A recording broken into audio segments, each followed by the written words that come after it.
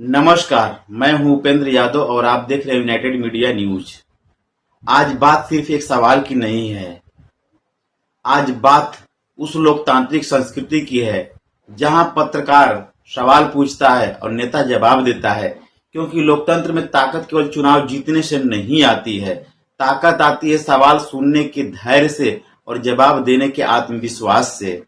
कहा जाता है कि अच्छे पत्रकार और अच्छे राजनेता के बीच रिश्ते दोस्ती के होते हैं, लेकिन दुश्मनी का भी नहीं होता है। यह रिश्ता होता है तनावपूर्ण सम्मान का। पत्रकार सवाल इसलिए पूछता है क्योंकि वह जनता की ओर से खड़ा है, और नेता जवाब इसलिए देता है क्योंकि वह राज्य की ओर से जवाबदेह है।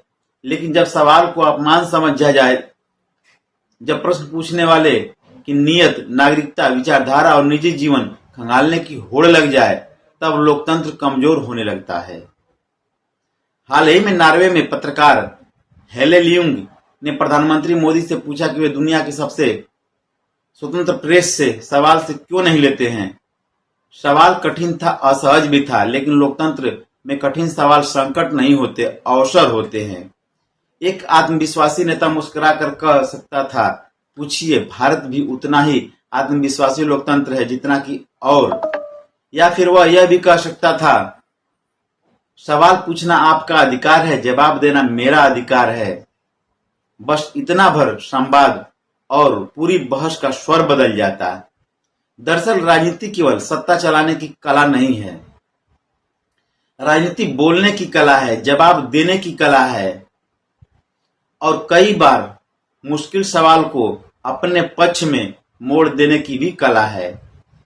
क्रिकेट की भाषा में कहे तो सवाल कभी बाउंस होता है, कभी यार्कर, लेकिन महान बल्लेबाज वही होता है जो मुश्किल गेंद को भी चौके छक्के में बदल देता है।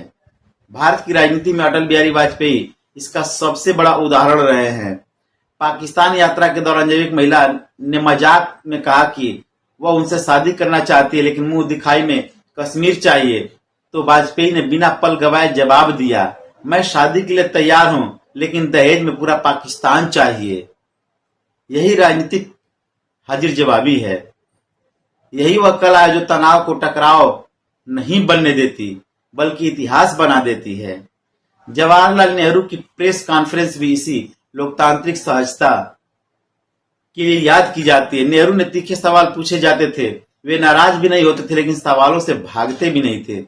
1958 की प्रेस वार्ता में जब उन्होंने शिखर सम्मेलन को लेकर पूछा गया तो उन्होंने कहा, शिखर तो बादलों में गायब हो गया है, अभी मानसून का मौसम है।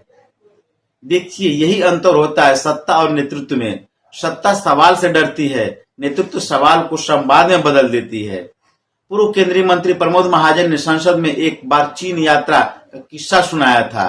उन्होंने कहा था, जब उन्होंने चीनी सांसदों को बताया कि उनकी पार्टी लोकसभा की सबसे बड़ी पार्टी है, लेकिन वह विपक्ष में है और छोटी छोटी पार्टियां सरकार चला रही हैं, तो चीनी प्रतिनिधि हैरान रह गए।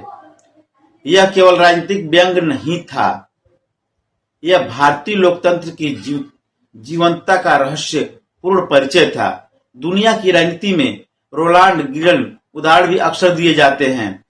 1984 में उनकी उम्र पर सवाल उठा, क्या वे राष्ट्रपति बनने के बहुत बूढ़े हो चुके हैं। रीगन ने जवाब दिया, मैं उम्र को चुनावी मुद्दा नहीं बनाऊंगा और राजनीति लाभ के लिए अपनी प्रतिद्वंदी की युवा अवस्था और अनुभवहीनता का इस्तेमाल नहीं करूंगा।